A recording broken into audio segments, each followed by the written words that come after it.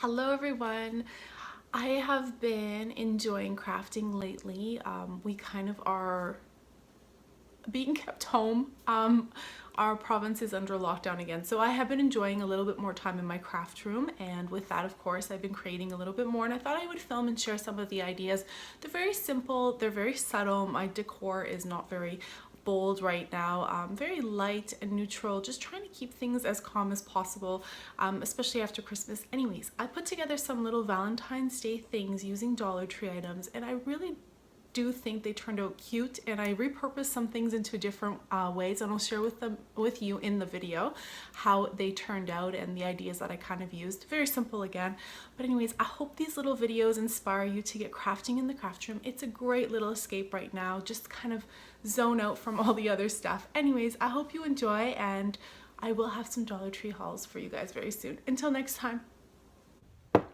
I really love the shape of these fishbowl type vases from the Dollar Tree, and I love the decorative mesh, so I thought I would combine the two together and make a little bit of a glam vase. I cut the decorative strip about 3 rows wide.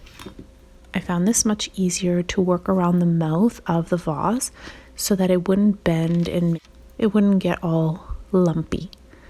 So I apply a little bit of hot glue, carefully pressing down the decorative mesh because you don't want to burn yourself. The hot glue is super hot on both the glass and inside part and the outer, so make sure you only apply a little daub and then press it down.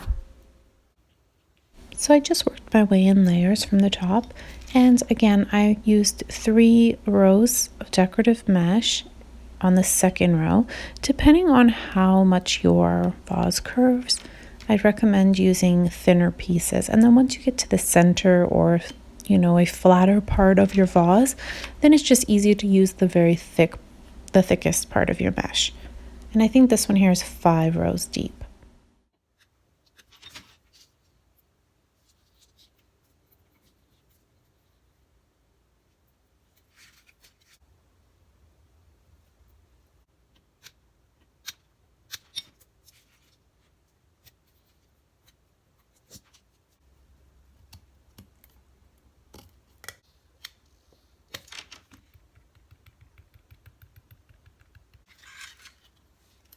So I tried to line up the mesh as best I could.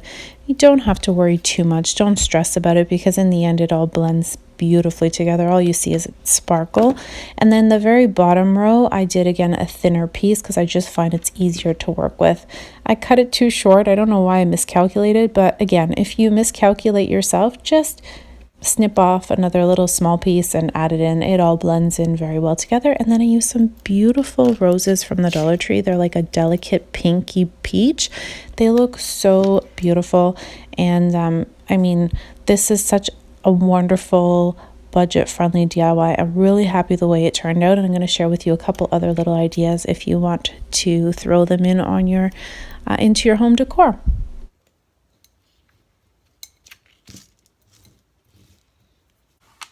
I couldn't cover this side, so I'm using the actual back side of a Christmas sign, but these are available for Valentine's as well. You'll find some tag signs just like this.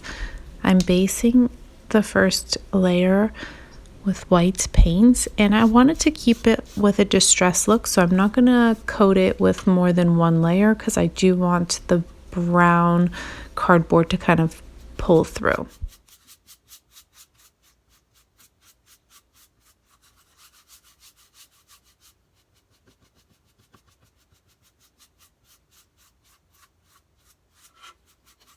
So one very thin layer will do the trick, and I'm actually going to take a cotton rag and I'm going to kind of rub the paint and kind of splotch my rag back and forth on it, just dabbing just to create a little bit of a distressed effect with the actual natural brown board that I've painted here.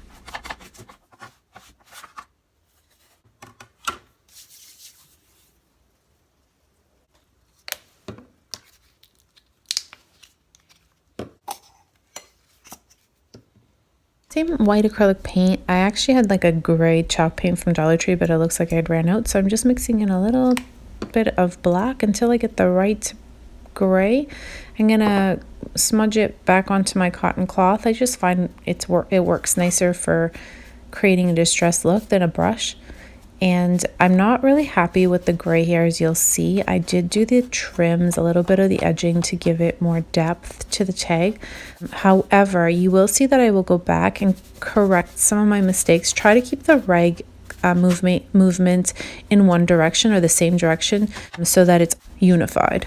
And the paint usually works much better if your cloth is wet, and my cloth is not wet in this project. And then I'm going to take a calendar page. I'm going to use this love sign, and I'm going to decoupage it or Mod Podge it onto the board. And I'm just going to use a very simple technique, and that's going to be a wet effect. So I'll share with you how I'm going to do that and how I'm going to kind of blend in the calendar page onto the tag so it doesn't look like it's a piece of paper just attached to the board. So here I am correcting my mistakes. I'm just going to take some white acrylic paint and erase it, smudge it back, take a little bit of the gray paint again, and then just kind of work my way around here by blending out the paints. I just wasn't happy with what I had created there. I just did some really dark spots and it just wasn't looking very natural to me. So it's completely up to you how much distress, how dark you want your pieces. If you want it to be more smeared or a little more blotchy, totally depends on your style. So I just laid my tag on top of the calendar page, made sure that I cut it or marked it in the right spot, and now I can cut it out.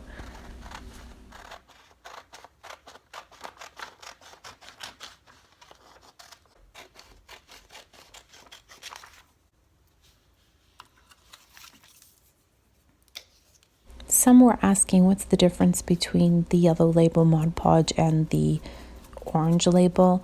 The yellow label is a matte finish, I believe, and the orange is glossy. So it's completely up to you which one you would prefer to have your project finished. I typically gravitate towards the yellow label, which is the matte. So I'm taking my Mod Podge. I made sure I put a nice thin coat. And now I am applying the piece of paper while it's wet, and I'm going to tear the paper, rip it with my hands to make it look a little more authentic, and that it's kind of just like part of the tag. And then I'm going to share with you how to finish decoupaging it and distressing it so that everything blends in really nicely together. And I'm going to share with you how to feed some really nice pretty string along the top as well. And I'm going to use some paint once I'm done tearing this and Mod Podging the second layer. You don't have to Mod Podge to seal it. I like the brown distressing actually effect, and I did Mod Podge it. You don't have to. I find that this actually adds a little bit more work, but it does give it a finished, more polished look in the end because it just looks like it's one piece rather than a piece of paper. I always find using plastic works best on wet Mod Podge to remove bubbles. I have shared with you on the channel a few times on how I do an iron method, and that was on my previous video and in my Easter DIYs and stuff like that. I've never had a problem. Someone had said that they had their project peel apart. I have a project from 2 years ago and even from last year still sitting in my craft room or my craft bins, and they're intact. So I have not had a problem with the ironing method. If maybe somebody else has, maybe you'd like to speak up and give some feedback, or if you have done the ironing method and haven't had any trouble, I'd love to hear from you as well. So for this next part, I'm just going to take my white acrylic paint and distress my page so that it all blends out together. And then I actually take a little bit of the gray that's still left on my cloth and distress that as well, just to give it depth. I add it to the sides. You'll see that I'll add a little bit dark paint to the sides, and then I'm going to take the my nail file and do the exact same technique, rubbing the file away from the tag until I can tear apart any extra or excess paper that's been left from the calendar hanging off the sides. So the next part, I'm going to share with you some beautiful strings that I got at Dollar Tree in the past, or a ribbon. You can get any ribbon right now at Dollar Tree. They always have rolls, and then just string it onto the tag, and I think it just gives it such a cute little accent. I also have these little metal decals that I really have wanted to use in a DIY, so I finally pulled it out. Now tell me, maybe I didn't need to accent this piece with it. Maybe it's a little bit of an I don't know, it's maybe overdoing it with two loves on one tag, but I thought it looks cute and it gives it a little bit of pop. The metal gives it a little shine to it. This is a giant bundle of ribbon that I bought last year in the spring from Dollar Tree, and it has a variety of colors, a lot of pastels, this one here, and then I had some other ones with different colors. So I chose two pinks. One is glittery, it's got a glitter finish, and the other one is, I don't know, a little more dainty. So what I'm going to do is I'm going to pull them together, and then in the middle, I'm going to pull them into the middle, and I'm going to poke them right through the top hole of this sign. You might need to use the tip of a pen or pencil or even something sharp just to poke it through.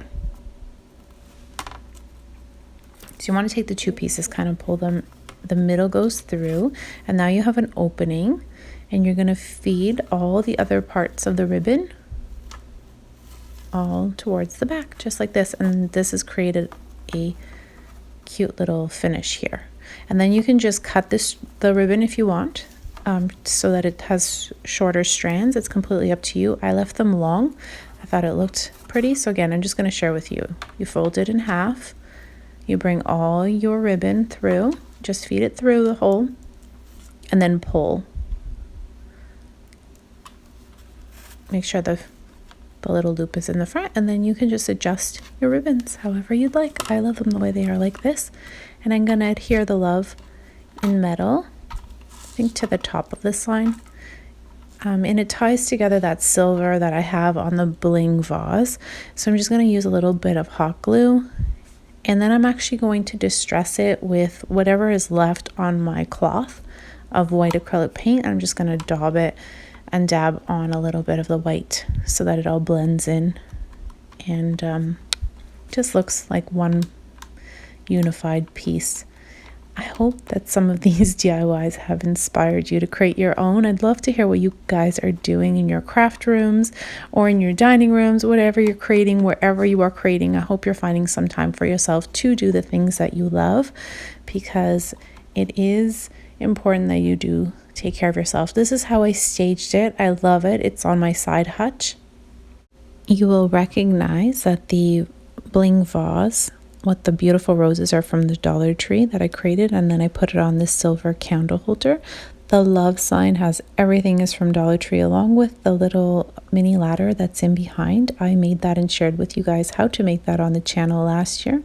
The giant candle I placed on top of a silver candle holder from the Dollar Tree, and I just even used one of their little scarves in behind to give it some layering effect with material. The little hearts I've made on the channel and shared with you how to do that.